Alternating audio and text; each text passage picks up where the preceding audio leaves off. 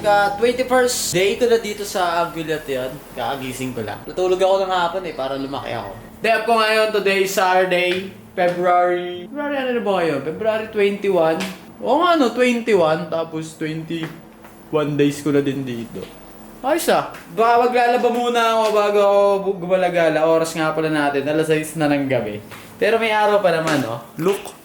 May araw pa naman. Yan, maliwanag pa sa labas, Buksan ko ilaw para maliwanag, syempre. Bang! Tayo na, pogi. So yan, kakatapos ko lang maglinis ng bahay. Maganda yung bahay. Kailangan ko pa natalihing malinis. Bali, maglalaba muna ang mga damit ngayon. Check natin kung may naglalaba sa baba. So yan, mapapansin nyo, trick pa araw. Pero alas 6 na ng gabi. Yan. Yan trick pa araw. Maya didilim na din. At check natin sa baba kung merong kung may naglalaba pa. May naglalaba pa kanina May washroom naman kami dito. At yun, may nagda-dryer. Yun, wala naglalaba. Pero may nagda-dryer pa. Kaya ako na maglalaba. Konti lang naman ang ating lalabang kasi ako lang naman mag-isa Damit ko lang naman ito Yup. So yun, sabi ng kapitbahay ko, liquid detergent na daw bilhin ko sa susunod.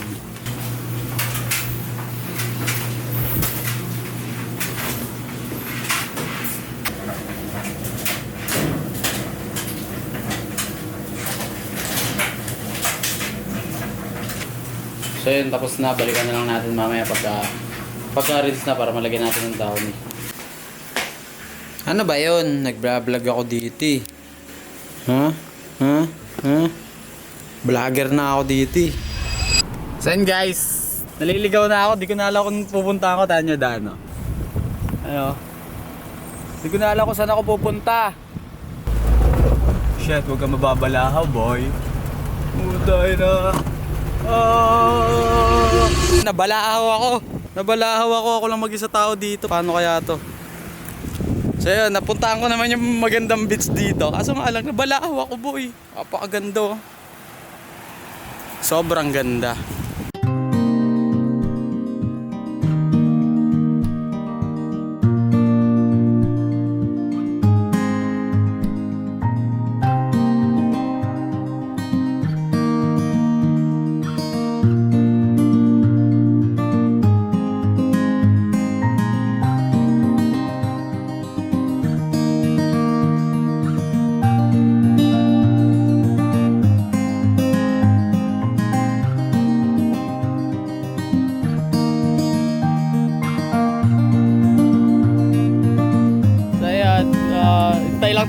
Hintay lang tayo ng tulong.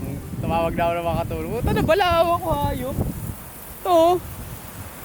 Gusto ko lang naman mag-beach. Tama naman kasi kung gaano kaganda yung beach Ganito talaga yung mga yung mga biglaang may mga nangyayaring kakaiba lagi sa akin. Dumating na ang aking rescuers. Kaya Poy, sorry na sa abala.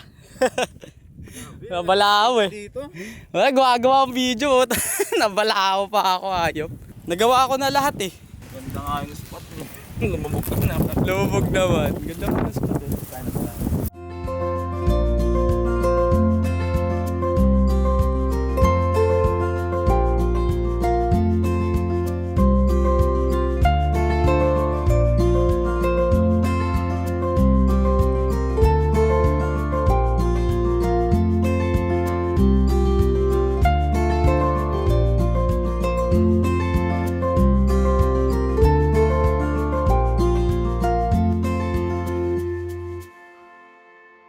So yun guys, ganun lang kabilis sa pangyayari at kaninang umaga ngayon, nabalaho tayo kanina. Ngayon, nandito na ulit tayo sa bahay at gabi na ngayon. Kanina umaga lang At syempre, gabi na ngayon. Ang nangyari nga dun sa nabalaho nating sasakyan humingi na tayo ng tulong sa kinauukulan. At yun nga, nagluluto na tayo ng hapunan natin. Syempre, ulam natin steak lang naman. Rosemary at bawang. Yan. Simple nga na lang. Wala. Simpleng prito lang. Yun lang naman ang mga bagay-bagay na meron ngayon dito. At yun lang ang ginagawa ko dito lagi.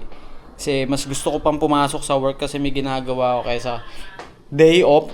Nandito ka lang. Wala akong magawa dito.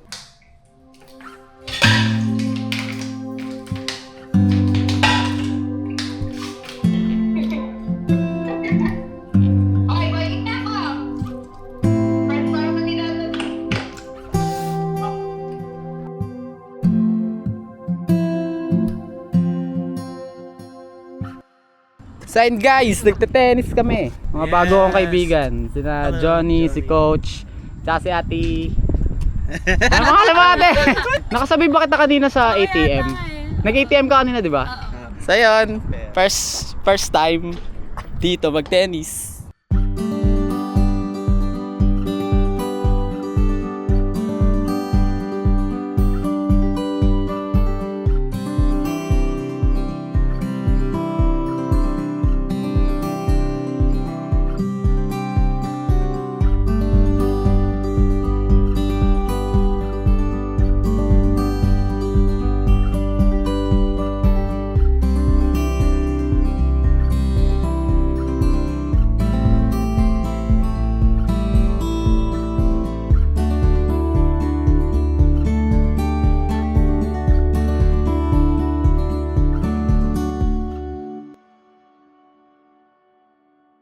So yun guys, ayun, paalis tayo ngayon at nayaya tayo mag-fishing ulit ng mga kaibigan natin dito. At yun, bumili nga pala ako ng mga lures. Tingnan natin kung makakahuli tayo. At oras nga pala natin ngayon, 3:30 ng hapon. So yun guys, alis na tayo guys.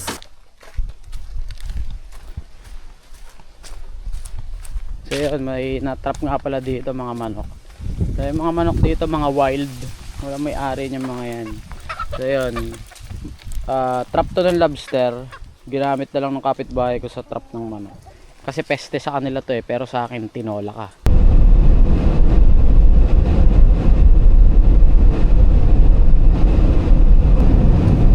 So yun guys, babalik tayo dun sa kung saan ako nabalahaw nung nakaraan. Dun tayo magpipishing kasi ang daming isda nung last time nakita sa drone. So yun, binalikan ko yung spot nga pala. Binalikan ko yung spot. Saan ako nabalahaw, pero dito kami sa fishing spot magpi-fishing kasi fishing spot sila yung mga kasama ko. Signal oh. May signal nga buti may signal kasama natin si Kuya Poy dyan syempre. X5 ba yan kuya? Sarap.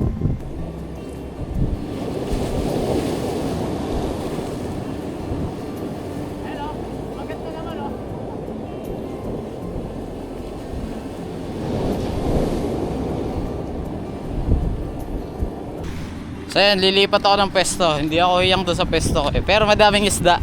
May kumakagat na. Lipat lang ako sa medyo hindi sketchy. Malakas sa alon doon Lipat tayo.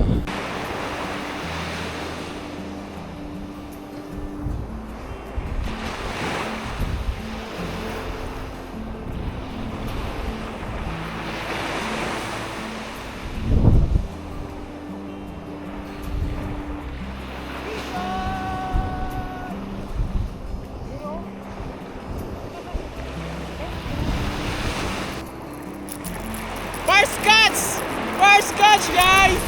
Kasi meron dito Huwag ka na pumalag, prito ka mamaya sa akin boy. So yun guys, basang-basa na ako at yun, update nga pala, nakahuli tayo nito sa katamtamang laki, pamprito. Sa maliit, tsaka syempre sa super laki yun sobrang laki hindi ko alam kung anong isda yan pero pwede yan prito. Kakauwi lang natin sa bahay ngayon at yun, nakahuli tayo nga ng mga isda naman na pwede nating ulam. Bali, nahuli nga pala natin na i-search ko. Pinakamalaki na nahuli ko, giant trevally ang tawag. Yung dalawa naman na maliit, talakitok sa Pilipinas, talakitok siya. Yung malaki, in-slice ko na siya, yung kalahati na i-fillet ko. Kalahati na isigang ko. Ang sarap nung niya kahit walang sausawan. Malinamnam yung kanyang laman. Ang saya mag-fishing pala kasi di mo namamalayan na lumilipas na yung oras. Yan, siguro hanggang dito na lang. Kung nagustuhan nyo yung video, like, comment, and subscribe. At hanggang sa muli mga kaibigan, First Mantin Anguilla, let's go!